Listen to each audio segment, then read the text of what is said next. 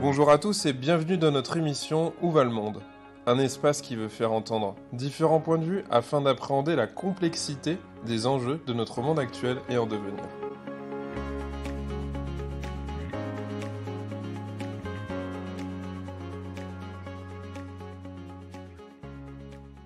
Bonjour Serge Damota Vega, merci d'avoir accepté notre invitation pour l'émission Où va le monde?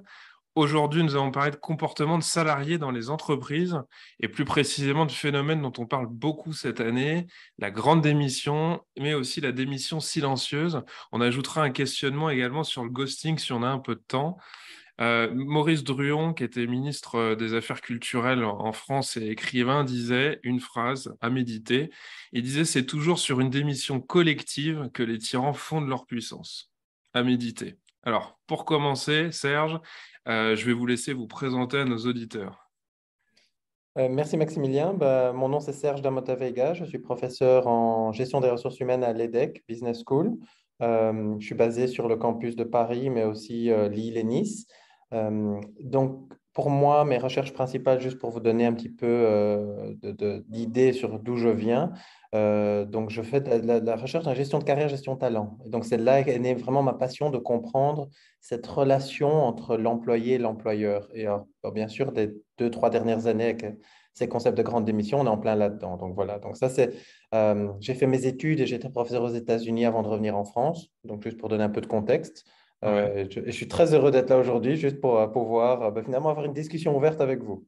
Oui, puis ça va être intéressant d'avoir peut-être un des éléments, vous qui connaissez les États-Unis. Voilà. Oui. Est-ce que vous pouvez nous expliquer cette histoire de grande démission? Est-ce que c'est un futur tsunami? Et puis cette histoire de démission silencieuse, parce que on en parle beaucoup. On a l'impression que c'est la prochaine pandémie. Donc, j'aimerais avoir un peu votre sentiment là-dessus. Est-ce que vous pouvez nous en dire un peu plus? Alors pour moi déjà, la grande démission, je pense que c'est un mot un peu passe-partout qu'on utilise depuis 2 ans. Donc, c'est un mot qui s'applique très, très bien aux États-Unis, mais je ne suis pas convaincu qu'on peut parler de grande démission en France. Moi, je pense juste qu'on parle, et c'est là qu'il faut phénoméniser un petit peu en expliquant plus clairement. Donc, si on repart sur la situation américaine a une situation de chômage très bas parce que beaucoup de gens ne s'inscrivent même pas au chômage quand ils n'ont pas d'emploi. Il y a vraiment cette culture de trouver un travail très rapidement, donc de pouvoir vraiment changer assez rapidement, se retrouver dans des conditions de travail directement 1 semaine après avoir quitté l'employeur précédent. Et donc, cette idée de grande démission aux États-Unis, elle vient du fait que, il y a beaucoup de liquidités en fait sur le marché de l'emploi. Et beaucoup d'Américains se sont retrouvés avec le début de la pandémie. Pour moi, c'est une bulle en fait qui était prête à exploser. Ils Ouais. sont arrivés sur le début de cette pandémie en se disant, oh là là, voilà, là maintenant, du jour au lendemain, je me rends compte que je dois être dans une ville que j'aime pas beaucoup, dans un travail que j'aime pas beaucoup, avec une pression énorme. Et en fait, finalement, avec cette pandémie, je peux me rendre compte que je peux avoir plus de flexibilité. Je peux travailler d'un endroit plus sympathique. Je peux travailler dans une entreprise qui considère cette flexibilité et ses envies. Et donc, en fait, moi, je pense que c'est une bulle qu'on avait depuis déjà au moins 10 ans de personnes qui n'étaient peut-être pas au bon endroit, qui avaient peut-être choisi un travail. Pourquoi? Parce que c'était le travail qui payait bien, c'est le travail qui offrait des opportunités de carrière, de croissance, Mhm. mais qui ne leur offrait pas cet équilibre, en fait. Et ce que nous, en fait, on a déjà ici en Europe, donc là, la France, mais je peux même élargir à la Belgique, à l'Espagne, à l'Italie, le Portugal, on a une qualité de vie, en fait, où pour nous, le travail est plus un outil, en fait, pour pouvoir profiter de la vie. Alors D'accord. qu'aux États-Unis, il y a pas ce décalage. Et donc, ici, en fait, en France, ce qu'on voit, c'est qu'on voit énormément de démissions de personnes qui se retrouvent dans cette même bulle, en fait, dont je vous ai parlé, qui étaient des personnes qui n'étaient peut-être pas dans la bonne société ou qui étaient peut-être à Paris, mais qui n'avaient plus envie d'être à Paris. Mais je ne pense pas que la magnitude est la même qu'aux États-Unis. Et donc, c'est très difficile de parler de grandes démissions, je pense, tout du moins pour le cas de la France, en fait. Je pense qu'on peut parler de contextes où il y avait des personnes qui n'étaient tout simplement pas heureuses dans leur travail et ça avait perduré et la pandémie a juste été le déclic pour eux pour changer, en fait, de travail. Mais ce serait pas un point de vue très, comment dire, européen, voire français, de se dire que finalement les Américains seraient des bourreaux de travail et auraient été atteints par la sagesse européenne. et l'envie de l'art de vivre à l'européenne, je me demande si finalement, enfin, vous le voyez comme ça uniquement alors. Vous le voyez comme ça. Unique- Pas uniquement, mais je pense que c'est un facteur contribution. Quand moi je donne cours, et principalement à des exécutifs, je me rends compte qu'il y a beaucoup de personnes qui se retrouvent même à 40-50 ans se disant, voilà, moi j'ai suivi cette carrière. Pourquoi? Ben, parce que je suis devenu un expert dans le domaine et donc pourquoi changer alors que c'est pas ce que j'aimais Hmm, ou je ne l'aimais plus en fait. Et donc c'est ça qui est intéressant, c'est qu'aux États-Unis, il y a cette capacité à pouvoir changer son mindset, en fait, changer son approche par rapport au travail ou se dire, ouais, ben voilà, moi j'ai changé de carrière complètement. Donc on a un côté qui ici est plus... les personnes ont un CDI, ils sont contents avec leur CDI, ils ont cette sécurité de l'emploi, et parce que le travail n'est qu'un outil, entre guillemets, pour profiter de la vie, pour beaucoup de personnes, ouais. eh ben, ils se retrouvent peut-être parfois à ne pas se remettre assez en question. Donc, c'est moi qui envoie un peu un challenge ici en me disant, je pense qu'il y a beaucoup à faire où, et je le vois énormément, où des personnes ici devraient se remettre en question, chercher peut-être ce qui leur convient mieux. Hmm, Et là, on va arriver un petit peu sur la démission silencieuse. En fait, on se retrouve sur un manque de communication entre l'entreprise et ses employés. Pour moi, d'accord. c'est quelque chose que je voyais aux États-Unis, c'est quelque chose que je vois partout en Europe. En fait, je vois ça partout dans le monde, en fait, Ouais, où il y a un manque de communication et on se jette un peu la faute. On dit, voilà, l'entreprise va dire c'est la faute à mes employés, ils partent sans me dire, ils démissionnent, ils ne m'ont pas prévenu, ils n'ont pas essayé de discuter. Et de la part des employés, on va voir, ben oui, mais l'entreprise, elle ne m'écoute pas. d'accord. Donc, on a un peu ce problème. Et pour moi, ce problème-là, en fait, c'est là qu'on voit que la grande démission a déclenché beaucoup de choses, en fait. Elle a déclenché un besoin d'équilibre vie professionnelle, vie privée. Elle a déclenché ce besoin, en fait, d'avoir une discussion entre l'entreprise et ses employés. Elle a déclenché finalement un besoin pour les personnes de se retrouver dans un environnement de travail où ils vont s'épanouir Ouais. et qui sont finalement des choses dont on parle déjà depuis longtemps, mais on ne les a pas appliquées en fait assez. Donc voilà, ça c'est juste pour... Il y a beaucoup de choses qui me viennent à l'esprit parce que je me dis qu'on est aussi dans une autre économie aux États-Unis, ouais, donc c'est ouais, pas, on n'a pas les mêmes filets de sécurité, etc.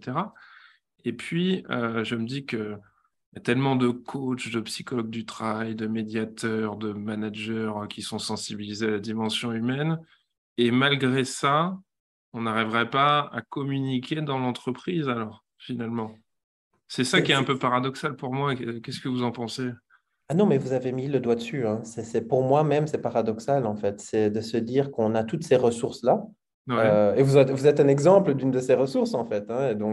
Et de se dire finalement, on a ces ressources et on ne les utilise pas à bon escient.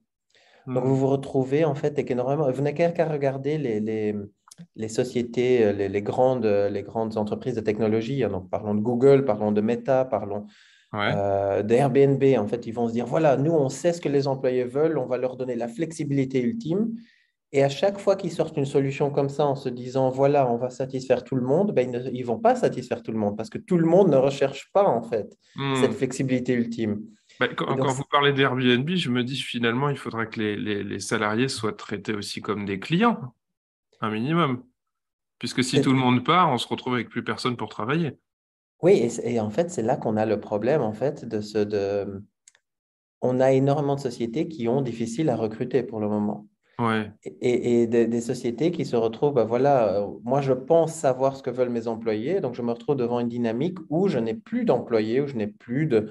euh, ce que vous parlez du ghosting, donc finalement on va y arriver aussi, mais c'est Ouais. vrai, où j'ai peut-être des personnes, vu qu'on travaille qu'en distanciel maintenant, j'ai fait un onboarding de quelqu'un. Mhm.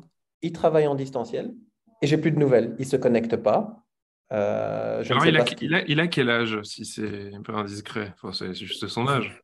vous serez très étonné en fait. Moi, je me dis toujours, on met beaucoup de fautes sur les jeunes, sur la jeune. Oui, bah voilà. En même temps, c'est un Mais, terme aussi qui fait très, très jeune, mais mais non, justement, alors, ce serait étonnant, hein. Moi, je vois des personnes qui sont plus âgées, qui se disent, bon voilà, moi j'ai envie de profiter de la vie parce que j'en ai pas il se profité. modernise.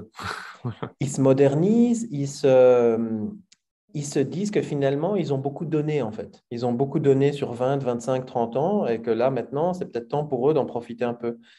Vous avez, et ça je vais un peu diverger pendant juste quelques secondes. Les États-Unis ont des départs à la retraite anticipée comme jamais vu avant.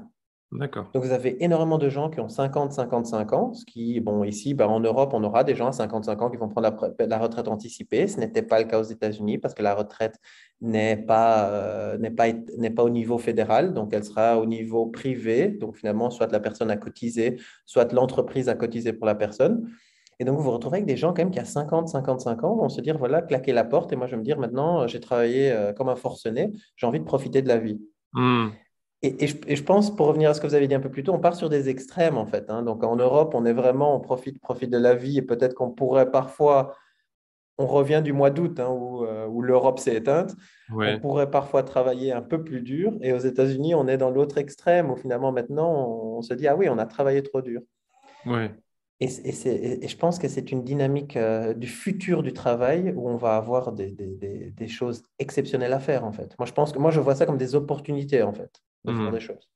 C'est vrai qu'aux États-Unis, on va prendre son lunch le midi en 10 minutes et puis après, on continue le travail. Là où en France, parfois, même si c'est un peu caricatural, quoique, on peut faire une heure et demie de pause, boire la bouteille de vin à toute l'équipe entière et puis après, on revient et puis c'est difficile de redémarrer, c'est sûr. Maintenant, voilà, ça fait écho à des lectures que j'ai pu avoir, qu'on voit en ce moment dans les journaux. C'est des entreprises qui se mettent à draguer comme elles peuvent les employés qui partiraient. C'est quand même intriguant. Enfin, je me demande si c'est une réalité, si ce sont quelques petits phénomènes, parce qu'on aurait presque l'impression, et encore plus aux États-Unis, qu'il y aura une espèce de renversement entre qui a besoin de qui, en fait. Vous voyez.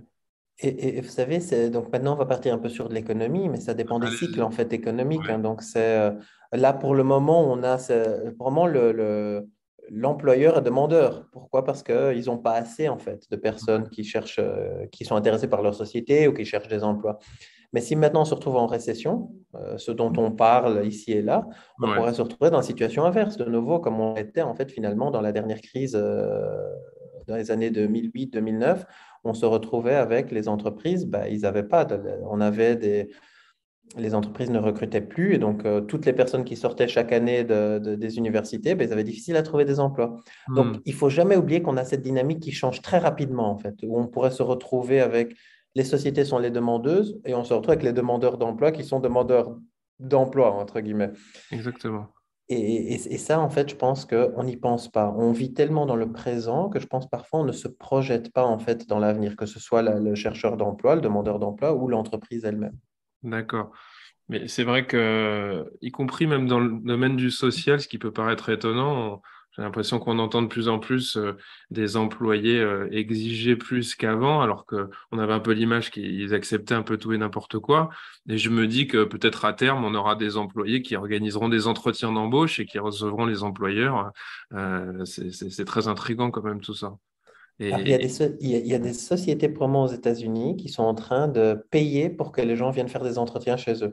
c'est très étrange. Et puis ça va changer quand même beaucoup le rapport de force parce que après, ça va poser la question de comment on va traiter l'employé, et puis toute la question de la gestion, des habitudes de gestion dans une entreprise, et puis du management tout de même. Vous voyez. Moi, je pense, vous avez raison, et je pense que ce à quoi on doit faire très attention avec tout ceci, avec toute cette dynamique, c'est de se dire, et pour moi, c'est les entreprises qui vont sortir vainqueurs, entre guillemets, j'aime pas utiliser le mot vainqueur, hein, mais qui vont sortir en meilleure santé, finalement, au niveau des relations avec leurs employés, sont les sociétés qui vont être honnêtes. Ce ne sont pas les Hmm. sociétés qui vont euh, payer pour que les gens viennent faire des entretiens ou les sociétés qui vont finalement subir en fait, mais ce sont les sociétés qui vont être transparentes dans la manière dont elles font les choses, Ouais. qui vont dire aux employés ou aux candidats, voilà, nous on fait les choses comme ça, voilà nos avantages, voilà nos inconvénients, et qui seront prêtes à perdre des candidats. Hmm. Et vous savez que dans le long terme, ben, finalement, c'est ce qui va se passer. Je fais souvent l'analogie au cours hein, avec finalement les relations humaines, hein, donc avec les relations matrimoniales même, où finalement, ben, on se dit, voilà, maintenant on est dans le monde Tinder, Ouais. où ben, un peu comme dans le monde de l'entreprise, on va voir tout, on va voir la photo, on va voir ce qui appâte les gens. Et on va sweeper les entreprises jusqu'à qu'il y Voilà. en ait une qui nous plaise, peut-être, et ça matchera peut-être. Et ça, c'est inquiétant, en fait. Et pour moi, les entreprises qui ne veulent pas suivre cette mode, entre guillemets, finalement, de se dire, voilà, moi, je veux apparaître comme la société la plus sexy, Mais par contre, moi, je vais être honnête. Voilà, nous, on fait des très belles choses comme entreprise, mais on a aussi quelques inconvénients. Ouais. Par exemple, on paye peut-être moins que la moyenne. On offre peut-être moins d'avantages à ce niveau-là. Par contre, peut vous offrir un plan de carrière. Voilà, avec Hmm. nous, vous allez pouvoir vous renouveler. Et moi, je pense que c'est ça l'avenir. En fait, l'avenir, c'est les entreprises qui vont avoir cette transparence, cette honnêteté et qui vont finalement attirer des candidats qui ont cette même transparence et cette même honnêteté. Hmm. Parce que le jour où ce rapport de force change à nouveau, ben, ces entreprises-là, elles seront les vainqueurs, en fait. Et de nouveau, je n'aime pas utiliser le mot vainqueur ou gagnant, mais c'est finalement cet équilibre, en fait, qu'on a dans le monde du travail. Ouais, et puis bon, c'est un peu personnel, mais je pense que beaucoup comprendront ce que je veux dire. Ça me rappelle un peu des discours des générations au-dessus de moi qui pouvaient faire un petit peu, comme disait Emmanuel Macron, traverser la rue et puis trouver du boulot en face, qui était une réalité à une époque, qui ne l'est plus jusqu'à récemment et qui va peut-être le redevenir finalement. C'est ça, et en fait, mais tout change tellement vite. À Ouais, ceci allez-y. près que peut-être ça concernait aussi des emplois peu qualifiés. Et que là, on est en train, peut-être, je sais pas, j'aimerais avoir votre avis. J'avais pas pensé à ça, mais ça me vient à l'esprit que la nouveauté, c'est que peut-être maintenant, ça vient toucher des entreprises où on cherche des hautes qualifications. Et en fait, ça touche à tous les niveaux. En fait, le Ouais, meilleur exemple pour le moment, c'est l'hôtellerie. Pourquoi? Parce qu'en fait, l'hôtellerie a des cauchemars à recruter des employés. c'est vrai. Et en fait, c'est à tous les niveaux. C'est du niveau où ils n'arrivent pas à recruter des personnes pour faire du room service, ils n'arrivent pas à recruter des personnes pour la réception, mais ils n'arrivent pas à recruter des personnes dans leur bureau non plus, donc dans des personnes cadres. Donc, je pense qu'il n'y a plus, ou il y a moins de différenciation au niveau de quel type d'emploi, en fait. Donc, Hmm. je pense que certaines entreprises ont difficile à recruter des techniciens et d'autres entreprises auront difficile à recruter des cadres. Alors, vous n'aurez pas réponse à tout, mais je vais vous poser une question très bête que je me suis posée. Finalement, tous ces jeunes qui chaque année faisaient le service dans l'hôtellerie-restauration, durant cet été par exemple, ils ont fait quoi à la place? Ceux qui n'ont pas pris tous ces postes vacants. Ils n'ont Alors, pas ouais. travaillé, ils n'ont pas gagné d'argent. Et, Et puis ça va très bien. c'est une bonne question, Maxilien. C'est une question que je me pose sans arrêt, en fait, parce que Ah bah, j'essaie vous d'avoir aurez une des, meilleure ouais. réponse, je suis sûr. Allez-y. Non, mais j'essaie d'avoir des discussions moi-même avec l'hôtellerie, en fait. Ouais. Alors, j'avais une de mes étudiantes qui a fait une thèse chez Hayat en France. Et justement, je leur dis, mais alors qu'est-ce qu'Hayat fait pour se réinventer? Qu'est-ce qu'Hayat, parce que les gens veulent finalement un peu plus de flexibilité au travail. Et c'est vrai que c'est difficile hein, de créer de la flexibilité dans l'hôtellerie, parce qu'il y a certains, c'est-à-dire les personnes qui viennent changer la chambre, qui viennent nettoyer la chambre, on ne peut pas leur dire, vous allez faire ça virtuellement. Donc, Bah, exactement. donc on se retrouve avec quand même des situations, en fait, où euh, je pense qu'il y a un moyen, il y a un besoin de se réinventer. Et donc, pour parler de ces jeunes, en fait, qui faisaient, eh ben, vous avez beaucoup de jeunes qui sont revenus finalement là-dedans. Donc, euh, moi, j'aime beaucoup discuter, en fait. Mon père travaillait dans la restauration toute sa vie. Et donc, Ouais. moi, j'ai vu comment lui travaillait, en fait, cette dynamique. Et donc, moi, je me retrouve dans un hôtel et je vais poser des questions. Je vais avoir des discussions avec les personnes de l'hôtel. Et j'avais fait un hôtel en Suisse au début de la pandémie. Et il y avait un des employés, donc pour juste vous donner le contexte, donc lui, il a quitté complètement l'hôtellerie, il est passé dans la vente, parce que bon, finalement, ce sont des compétences assez transférables. Et récemment, il m'a envoyé un message, il dit, voilà, je retourne dans l'hôtellerie. Et je pense qu'il y a un mouvement de personnes qui sont vraiment passionnées. Donc, vous aurez les gens qui sont vraiment passionnés par l'hôtellerie, qui ont envie d'essayer, qui Mhm. vont quand même le faire. Et donc, je pense qu'une partie de ces jeunes, en fait, de ce travail saisonnier, a quand même été rempli par ces jeunes. Cependant, et là c'est là que je vais vraiment faire le grand bémol, quand vous allez dans un hôtel maintenant, vous voyez qu'il y a beaucoup de gens qui ne sont pas qualifiés, en fait, qui n'ont même pas le temps de suivre finalement la formation parce que les hôtels sont dans une dynamique de on a besoin de recruter constamment, on n'a pas assez de gens. Cet été, on a eu un des étés les plus lourds en termes de tourisme en France. Je pense même, on est à des niveaux pré-pandémie, mais même des niveaux exceptionnels pré-pandémie, Mhm. où finalement, ben, ces hôtels n'ont pas assez de personnes. Donc, je me demande, donc non, je ne pense pas qu'il y a tous ces jeunes. Je pense qu'il y a beaucoup de jeunes qui se sont dit, ben voilà, moi, soit je ne fais pas d'emploi d'été, soit je vais faire dans un autre domaine, dans un domaine peut-être voilà, qui est moins risqué, entre guillemets, que l'hôtellerie, dans leur esprit.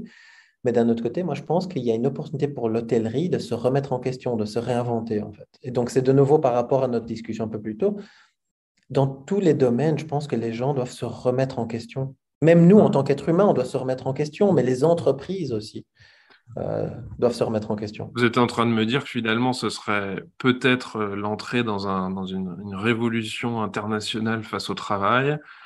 Et donc, on pourrait dire, comme dans un film de science-fiction, que d'ici 20 ans, quand vous entrerez dans une chambre, elle aura été, comment dire, préparée par une machine qui aura tiré les draps, un aspirateur qui aspire au sol, et puis des gens qui ne viendront plus faire ces tâches, pour lesquelles il est difficile d'en tirer un plaisir. Il resterait plus que les métiers où on est heureux. C'est très positif, finalement, ce Je, que vous je êtes en train de suis, me dire. je suis pas sûr, hein, parce que j'ai rencontré beaucoup de personnes en fait qui eux, en fait, qui retirent du plaisir en fait pour eux Oui. de préparer la chambre en fait et de laisser finalement, vous savez, ils laissent la petite touche en fait à la chambre. Oui, Pour eux, c'est évidemment, important. évidemment. Mais on Moi, peut je, pas moi, je- dire que faire le service l'été pour les jeunes, pour certains, c'est très agréable, mais ah pour oui, d'autres aussi, c'est quand même une tâche qui est fatigante et qui est pas toujours très rémunératrice non plus. Vous voyez ce en que je fait, veux dire? C'est parce que ça en fait, rejoindrait la question de chercher du boulot et d'en tirer du plaisir et d'y trouver du sens. Vous voyez? en fait, pour moi, mais bon, ça c'est peut-être, je commence à On peut vieillir. avoir un métier manuel, c'est Ouais. sûr, aussi en tirer plus de sens justement que d'être dans du tertiaire. Ça, c'est évident en tout cas. Mais pour moi, alors, je commence à vieillir hein, peut-être un petit peu, mais pour moi, en fait, moi j'ai commencé comme ça, comme jeune, je travaillais dans le restaurant de mon père, je travaillais en supermarché où je faisais les rayons. Ouais. Et pour être honnête avec vous, moi je pense que c'est la meilleure école, hein. Donc j'espère que Ouais. ces jeunes-là continueront à faire des emplois un peu plus Bah, il y a la question de formateurs. l'effort. Il y a la question de Ouais, l'effort aussi. Enfin, ouais. je ne sais pas ce que vous en pensez, mais c'est vrai que l'avènement du télétravail, il y a parfois moins d'efforts à fournir. Il n'y a plus à se déplacer, il n'y a même plus à s'habiller. Il y a à faire les choses à distance chez soi. Et c'est vrai que on a un autre rapport à l'effort peut-être qui se déploie en ce moment. Et il y avait en fait, il y avait des chercheurs, alors je ne sais plus de quelle université à Paris, en fait, qui pensaient qu'il fallait réinventer, je trouvais que c'est très intéressant, qu'il fallait réinventer la géographie urbaine. Et donc, ce qu'ils disaient, en fait, c'est qu'on devait, justement, pour ne pas tomber dans ce problème de faire du télétravail et de rester finalement chez soi, dans son canapé, peut-être avec le stéréotype, hein, voilà, on Ouais, mange son lunch dans son canapé, on a son ordinateur qui est là, et on manque un peu de ce contact social, mais aussi de ce contact tout simplement de marché. En ouais. fait, eux, ils avaient proposé de créer des quartiers, en fait, qui seraient des quartiers où vous aurez votre endroit de travail, Mhm. où vous aurez tout, en fait, finalement. Et ce qu'ils disaient, justement, vu on passe un peu plus sur le télétravail, plutôt que basculer complètement sur du télétravail, est-ce qu'on pourrait avoir des espaces de coworking, en fait? Mhm. Moi, je suis convaincu que ces espaces de coworking, c'est le futur. D'accord. Moi, une des choses en fait que la pandémie, pour moi, voilà, pour partager avec vous, une des choses que la pandémie m'a fait réaliser, c'est que être dans mon bureau, en tant que professeur, être dans mon bureau avec la porte fermée, bah, je peux le faire à la maison. Moi, si je vais sur le campus, si je vais au travail, en fait, ici, bah, d'ailleurs, une fois qu'on a fini le podcast, je vais aller voir mes collègues, je vais aller prendre un café, je vais aller discuter. Pour moi, c'est cette richesse-là, en fait. Et ce qui est Mhm. très intéressant, c'est que vous aurez ça avec les tout jeunes, en fait, ils n'ont pas envie de télétravail autant que la génération avant eux, en fait. Donc, ceux qui ont fin vingtaine, début trentaine, qui, eux, sont très contents avec le télétravail. Les tout jeunes, eux, ils ont besoin de ce contact social. Eux sont en Mhm. train de demander aux entreprises, c'est pas pour travailler dans un open space. Non, non, c'est pour avoir ce contact social, en fait. Ouais. Et je pense que c'est là qu'on aura finalement une évolution de la manière dont on travaille pour finalement se dire, est-ce que la manière dont, si c'est pour nous mettre dans un bureau chacun, bah c'est fait, ça, on sait que c'est plus idéal, hein. On doit vraiment trouver des manières hybrides en fait de travailler. Voilà, moi je Mhm. vais au travail pour socialiser avec les gens, pour partager des idées. Mais par contre, quand j'ai besoin de faire quelque chose, oui, ça je peux le faire chez moi, je peux le faire dans mon bureau à la maison. Donc Mhm. voilà, ça c'est pour moi, c'est une dynamique en fait vers laquelle on se dirige et qui pour moi pourrait être vraiment très intéressant, très riche en fait. Ouais. Par rapport à cette histoire d'émission silencieuse, il y avait une question qui me venait. Euh, Est-ce que ce serait pas arrêter justement faire une sorte de grève du zèle qui serait liée peut-être à des embauches, comment dire, liées à l'affectif? Je me suis demandé si c'était pas un mouvement de l'être humain pour sortir d'un espèce de dette envers l'employeur. En fait, ce que je veux dire, c'est que peut-être il y aura une charge affective un peu trop lourde à porter et que la démission silencieuse, c'est une façon de se positionner par rapport à ça et de ne plus vouloir être en dette. Je sais pas ce que vous en pensez. Vous avez raison, je pense que c'est un des aspects en fait. La démission silencieuse, c'est vraiment plusieurs dynamiques qui sont Ouais. en jeu. Bah, il y a les personnes, comme vous dites, hein, les personnes qui se disent, voilà, moi, j'ai pas envie de causer de problème, je dois beaucoup à mon employeur, c'est peut-être mon premier employeur, c'est une société avec laquelle j'ai passé 20 ans, donc je me dis, j'ai pas envie de voilà, je ne sais pas comment finalement démissionner. En gros, c'est ça. Mais vous aurez aussi les personnes qui sont dans l'opposé. Donc les personnes où se disent, ouais, moi je leur dois rien du tout, moi je pars en silence parce que je leur dois rien. Et c'est vrai que c'est vraiment plusieurs dynamiques en fait. Et une des choses, en fait, un de mes meilleurs amis, en fait, c'est Anthony Klotz, qui est en fait la personne qui a commencé la grande démission, qui parle de la démission silencieuse. Et Anthony et moi, on avait des discussions là-dessus. Je pense qu'une des grandes choses, une des grandes opportunités, c'est ce dont on a parlé un peu plus tôt durant le podcast, c'est les entreprises doivent discuter, en fait, doivent Mm. montrer à leurs employés, ne démissionnez pas silencieusement. Mm. Dites-nous ce qui va ou ce qui ne va pas, en fait. Ouais. Même si vous démissionnez au final, hein, donc, mais au moins, donnez-nous l'opportunité de voir ce qu'on pourrait vous apporter. Qu'est-ce qui va, qu'est-ce qui ne va pas. Même si ce n'est Mm. pas pour les démissionnaires, bah, ça servira aux futurs employés. Donc. Et ces entreprises qui vont écouter, ces entreprises qui vont écouter leurs employés ou leurs démissionnaires, ce sont des entreprises et qui vont vouloir s'adapter, bien évidemment. Bah, ces entreprises-là sont des entreprises qui vont réussir mieux. Ouais. Juste, juste pour Ouais. vous donner un exemple rapide, c'est Netflix, en fait, pour le moment. Ouais. Netflix, là, ils étaient tellement dans leur poste confortable de leader du marché, Mhm. ils ne s'adaptent plus en fait. Donc, qu'est-ce qu'ils ont décidé du jour au lendemain? C'est voilà, on n'est plus leader du marché, on perd des parts de marché, ben, on va virer en fait toute notre équipe de créateurs de contenu. Ouais. Et moi, je me dis, je ne suis pas sûr que c'était la solution. D'ailleurs, la Mm. preuve, c'est que depuis qu'ils ont fait ça, la situation ne s'est pas améliorée. Mm. Et donc, je pense que c'est de ce côté de la démission silencieuse, il y a besoin de communiquer en fait entre l'employé Bah, et d'autant que l'employeur. ça peut aussi paraître violent, cette histoire de démission silencieuse ou de ghosting, c'est-à-dire que le silence, même si ça peut être une violence entendue et compréhensible du côté du salarié, ça reste difficile d'être face à un mur. Et finalement, j'aurais même envie de dire qu'on pourrait faire un parallèle avec les situations amoureuses où quelqu'un part sans explication. Et bah après, il faut se débrouiller avec ça. Mais bon, ça appelle à la responsabilité de chacun et peut-être à revoir comment les entreprises pourraient se positionner. Oui, non, je pense que vous avez tout à fait raison. Et de nouveau, moi, je mets un peu de poids sur les entreprises, mais c'est aussi de la part des employés c'est de nouveau cette transparence et cette honnêteté. Je pense qu'on a perdu un petit peu ça dans la relation employé-employeur, des deux côtés, hein. Donc, des deux côtés, je pense qu'il faut rétablir, en fait, cette communication et cette ouverture, en fait, finalement. D'accord. Bah, écoutez, en tout cas, Serge, je vous remercie beaucoup d'avoir répondu à toutes ces questions. C'était riche et ça ouvre des perspectives de réflexion. Merci à vous. Merci, Maximilien, c'était avec plaisir.